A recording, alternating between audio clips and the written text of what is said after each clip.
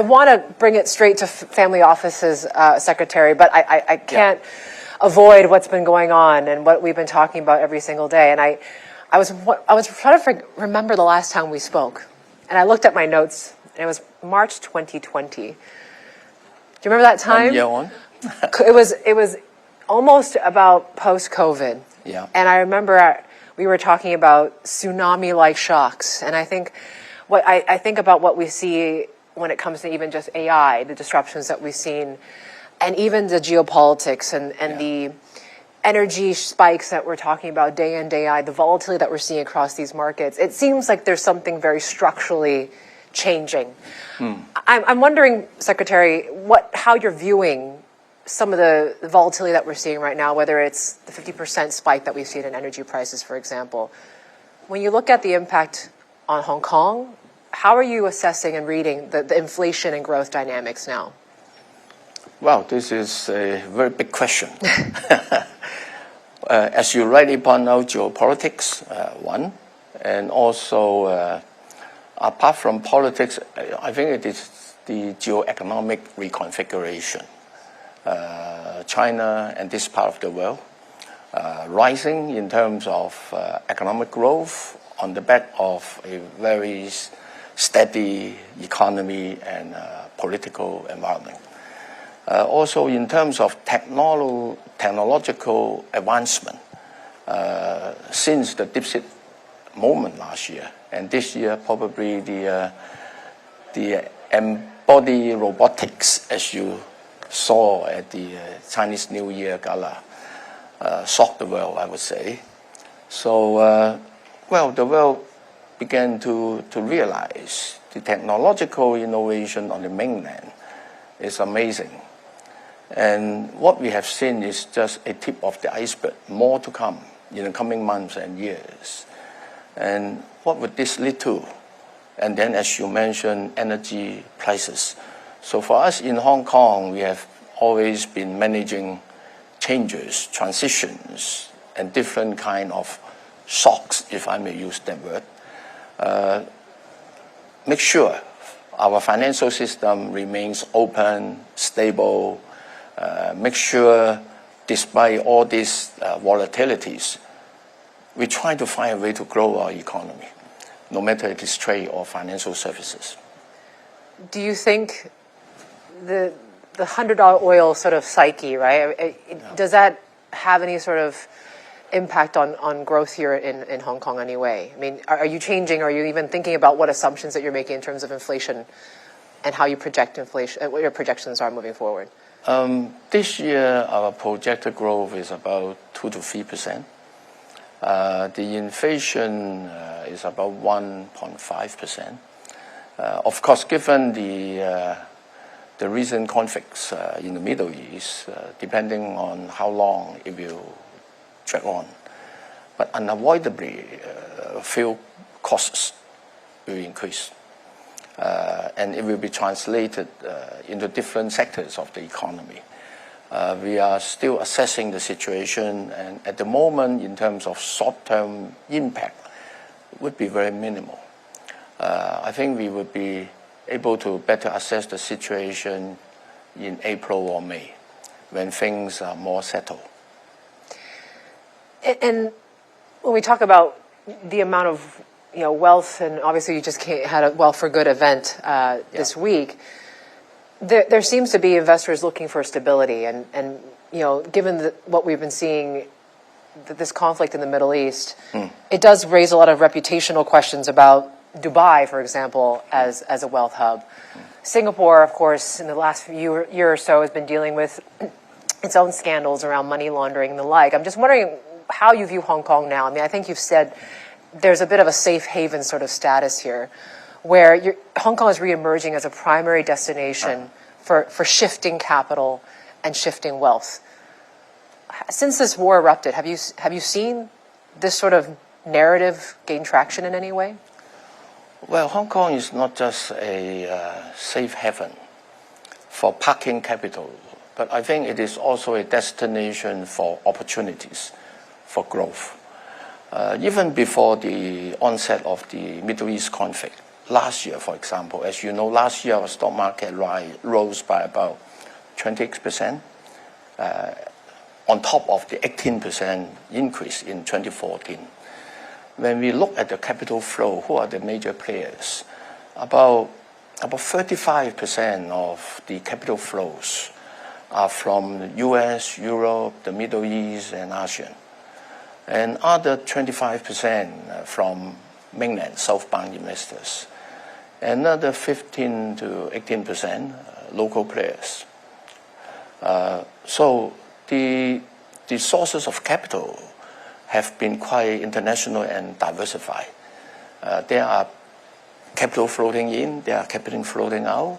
But in terms of net inflows, last year was huge. It is over 90 billion US dollar. 80% increase compared to the year before. So I think to us in the government, I think for me the challenge is how to make sure I will continue to have a stable supply of quality issuers, quality companies to get these on our stock market. I still remember last year the largest IPO then, when they went listing, there were calls from the US about, hey, perhaps we should not invest into it. But the reality is the cornerstone investors are all the leading investors. So if they are good companies with good track record and the business proposition is good, I think we do not need to worry about capital.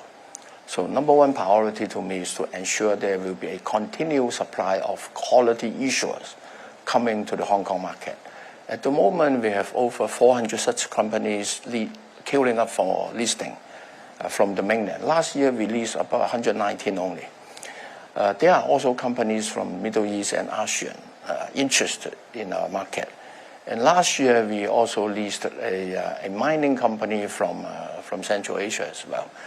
So we want to diversify ourselves in terms of issuers, in terms of investors. As I mentioned last year, the capital from the Middle East, from ASEAN, also floating in. Chris, you mentioned this week about tax concessions. How can Hong Kong seize this opportunity potential if people are diverting their capital back to this area, to this region? How can Hong Kong seize this opportunity? What sort of tax breaks are you willing to give at this point? Yeah, for those of you who are in the family business or family owners, you must have observed over the past 2 years, we relax and improve our tax regime. Say, for example, for single family offices, and also for the different types of investment products that are qualified for tax concessions. But our overriding principle is that we need to be competitive. So when I look at our tax regime, I take reference to the major competing jurisdictions. And then we do not want to race to the bottom. So in terms of tax incentive, I think we offer basically at least at par, and then we compete on the other aspect. For example, the ecosystem of the investment sector here, the access to opportunities, the quality of life, the law and order, the safety of this city, and also to many of the family owners, we want them to bring their families here, to build their families here. So look at our education, our international schools, over 54, offering a wide array of curricula, and also our universities, great universities. So this is a total package. And I guess apart from business opportunity, the connectivity of Hong Kong is great. Within Hong Kong, if you go to, say, for example, you go to Bangkok, go to Shanghai, in the morning, have a business lunch, have a couple of meetings, and then have dinner and fly back in the same evening. This is great connectivity. Within 5 hours from our airport, you cover half of the population of the world. So that is one. And for those of you who are keen on tapping the Greater Bay Area business opportunities, Hong Kong, Macau, and 9 cities within the GBA region, the transportation connectivity is great, either highway or railway. Basically, within 1 to 1.5 hours, you cover all the cities. So this is what we offer. So you're comfortable with where tax is, right? You said you don't want to race to a bottom, so you're not willing to kind it is a very dynamic landscape. As you may know, the OECD also try to discourage different jurisdictions to use tax incentives to compete. So my strategy is let's be competitive, but don't race to the bottom. But on the other hand, enhance our offerings, and also we can, in suitable cases, co-invest with you. I was going to talk about also what came through this whole Middle East conflict. A question about overall Hong Kong's role. I mean, Hong Kong was largely seen as a super connector between China and the Middle East, right? Middle East businesses that want to, the Saudi wanted to, diversify their investments and maybe invest in China. Hong Kong was that super connector. Or, you were bringing delegations from Hong Kong, mainland entrepreneurs, to the Gulf. Yes. To have this kind of two-way collaboration, so to speak. We have Saudi ETFs, and people can gain exposure to that here in Hong Kong. Sure. Do you see that sort of dynamic changing in any way? This will continue on and will be enriched. Well, for our friends from the Middle East, previously the interest is more for them to invest into this part of the world. But now, for example, the Crown Prince in Saudi Arabia, very visionary, and they have a Saudi 2030 plan. And actually the same applies to the other countries in the region, say Qatar. They want to diversify their economy from oil. So they also want to have startups, technology and innovation, manufacturing. So what we have been trying to do is to create value to both. So for example, through the Hong Kong MA, we form a co-investment fund with PIF in Saudi Arabia, $1 billion. That fund is to support companies in the GBA going to Saudi Arabia to set up manufacturing activities. So that is just one example. And also recently, as you know, Saudi is very ambitious in terms of infrastructure. So for our service providers, contractors, this is opportunities. But at the same time, given the huge amount of infrastructure they want to build, they also want capital. So in that sense, apart from bringing this construction expertise, perhaps BOT, a syndicate comprising different sectors relevant to the ecosystems. That is what we are contemplating. So Hong Kong, basically, we are not just a super connector. We are a super value adder. And the idea is not just from the past, attracting capital and talent to this part of the world and to the mainland, but now a two-way platform, also hand-holding our mainland companies with our professional services and the Hong Kong companies. Let's team up, go aboard to tap the opportunities.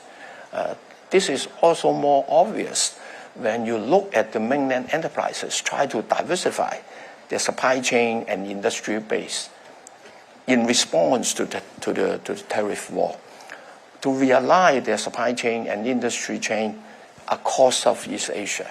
So we also follow them to provide the service and the trade finance support. Have you seen, I think it was just a year ago, I think one of the things that we would ask people is, how many times have you been to the Middle East? And they say, countless times. Have your plans at all changed at all? Have you had to cancel your trips to the Middle East? And it will be rescheduled, but the commitment won't be changed. Good answer. You mentioned about the IPO boom. 300 plus companies in the pipeline. Yeah. There's a lot of questions about deal quality. Obviously, I know you've been asked a lot of questions about this. Yeah. There's been this whole the surge for talent and this battle for talent, people trying to rush to get, deal with the demand and the deluge of listings here. How are you feeling about the fundraising situation? Are you satisfied with how things have turned out? Has it gone too far in some ways? What do you make of what's kind of evolved in the last couple of years? I know it's a good problem to have, but has it gone too far in some way? Well, we understand for a fact that the quality of the issuers are very fundamental to our market. So with good issuers, you attract capital flow, and you build up the reputation of your market. And reputation, trust, and confidence of the market is central to everything. So we will continue to be very careful and very prudent in terms of approval of listing applications. At the same time, attracting talent, as you mentioned, top on our agenda. It is the basis for everything. Apart from finance, for example, we are trying to build ourselves into a technology and innovation center. In that respect, we are working with Shenzhen so that we can leverage each other's relative advantages. In terms of talent attraction, we launched different schemes. If I may share with you some statistics. Since the end of 2022 till now, we have received about 590,000 applications. We approved about 410,000 of them. And at the moment, about 280,000 of them already arrive in Hong Kong and start working. I think this will continue to rise, not just because we are a safe haven, but also because here is where you can get the opportunity. It's quite interesting because I think it was a few years ago, in some ways it was Chinese regulators that essentially gave the green light for a lot of these mainland companies to come list in Hong Kong. Now you're seeing signs of maybe potential tightening, I guess. We've reported about, Beijing and regulators are restricting some of these so-called, red chip companies, right? Mainland companies incorporated overseas listing here in Hong Kong. Do you get a sense that the mood is changing a little bit on how Chinese regulators look at this? I mean, what exactly is Beijing telling you now? Well, I just came back from Beijing. Perfect timing, you just came back. Interestingly, basically my itinerary cover all the financial regulators and relevant approval authorities. One thing very clear, that is the country fully support Hong Kong to enhance and consolidate our international financial center status. They will do everything to support us in this respect. So in the process, there may be areas that we need to communicate. We need to look after each other's concern so that companies coming to Hong Kong for listing would be easier and faster in terms of application process. I think the objectives are the same, and the strategy is also aligned. So with enhanced communications and more engagement, I think we can address all those different concerns. Yeah. I think Hong Kong has maintained that uniqueness, as you say, right? Being that super connector, being that fundraising hub for Chinese companies going global. Yeah. I think there is this sort of a bit of a buzz that's coming back to Hong Kong and the economy, right? Real estate certainly could be that missing, that last pillar, I think. Are you seeing signs of things bottoming out? Oh, I'm very confident. In terms of residential property market, as you have observed, the downward adjustment was from September 2021 up till the middle of last year. The downward adjustment was about 30%, depending on locations. But what we have responded is very calm. We do not intervene, but we took the opportunity to remove all the demand side measures. Also revert the mortgage policy back to pre-COVID level. So let the market run orderly. And at the same time, we have been keeping a very close watch on the stock of residential properties built and also coming in the next 3 to 4 years. Our assessment is that the adjustment during that time was very orderly and from historic height. And now coming down by about 30% more affordable and doesn't cause any systematic risk to our financial systems and didn't trigger any confidence crisis. What if we see another rate hike? markets are pricing out possibly a rate cuts from the Fed And now. in the past few months, the residential property market picked up. Last year overall increased by about 3.3% in terms of price. In terms of volume, the increase was even more significant. In the past few months, every month the total transaction, residential property, first hand, second hand together, in the order of about 6,000. Okay. So it's back to pre-COVID level. With the interest rate on the horizon, we don't expect it to rise very fast or very significantly. And at the same time, interestingly for us in Hong Kong, the mortgage interest rate is much lower than the best lending rate available to businesses. At the moment, it is about 3%. And usually it is HIBOR based. HIBOR at the moment, 1 month, 3 months is less than 2%. Yeah.